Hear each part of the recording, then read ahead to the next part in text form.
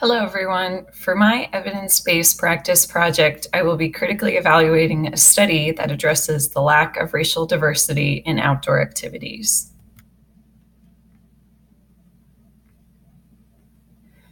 Over the past few decades, the amount of people participating in outdoor activities, be that backpacking, hiking, canoeing, or simply gardening, has increased internationally. Yet, as the total number of total participants increases, the proportion of these individuals who are of racial and ethnic minorities remains low. Additionally, programs that explore experiential education in outdoor environments remain to be consistently dominated by white, middle to upper class managers and participants. A study conducted by the National Outdoor Leadership School, or NOLS, in 2017 addressed some of the factors related to this problem. The peer-reviewed study evaluated the attitudes of scholarship recipients and non-scholarship recipients pre and post their experience of an intensive NOLS wilderness course. It is important to note that the condition of being a scholarship recipient was correlated with being a racial minority in this study. The authors of the study concluded this by demonstrating a strong statistical correlation among the scholarship recipients and their racial identity and communities. The underlying theory that grounds the research questions and hypotheses in this study is that disproportion of race in outdoor activities is attributable to the following factors related to race: socioeconomic inequalities, different cultural values, different levels of a culture's integration into larger society, and perceived versus actual discrimination. The study explored whether these factors might contribute to an individual's changing attitude about wilderness pre and post experience of a wilderness course.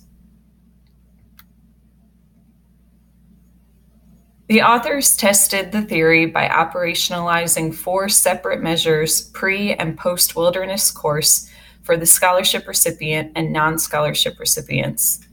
The 4 measures they operationalized were sense of place, environmental awareness, value of wilderness, and environmental ethic.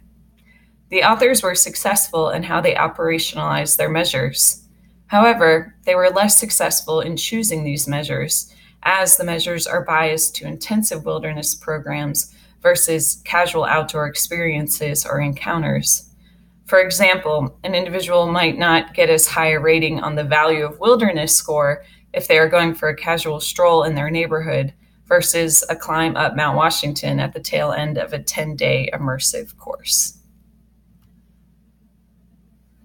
The authors proposed 2 research questions and 3 hypotheses based on these questions.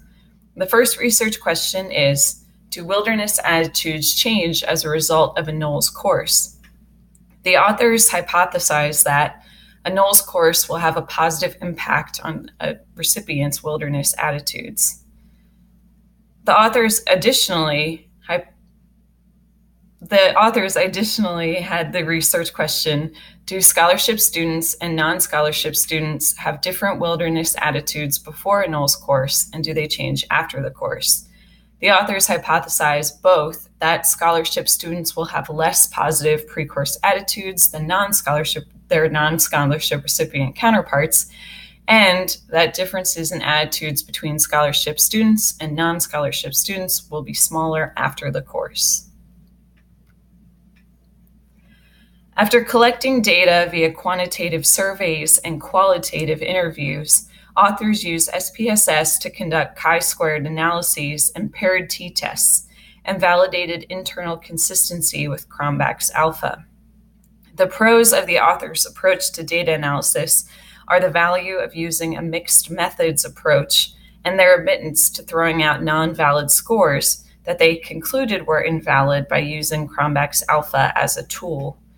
On the other hand, the authors had a very low sample size for both the quantitative and the qualitative components.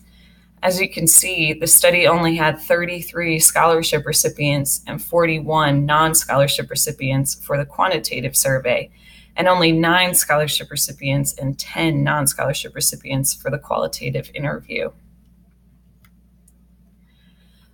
The authors determined that both scholarship recipients and non-scholarship recipients left with a more positive attitude about wilderness than when they began the course.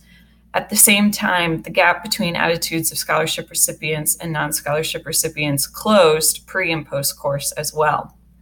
The authors concluded that both groups came with different attitudes about wilderness, but left with similar ones after their exposure to the intensive wilderness course. There are many ethical and cultural elements to explore when examining the construction and the results of this study. Firstly, this study did not address the large portion of the population that has negative opinions about wilderness to begin with, but only those who had a lean towards exploring wilderness initially. Additionally, because white middle to upper class individuals conceived of these immersive experiential education programs to begin with, it is likely that separate cultural groups approach their interaction with wilderness differently.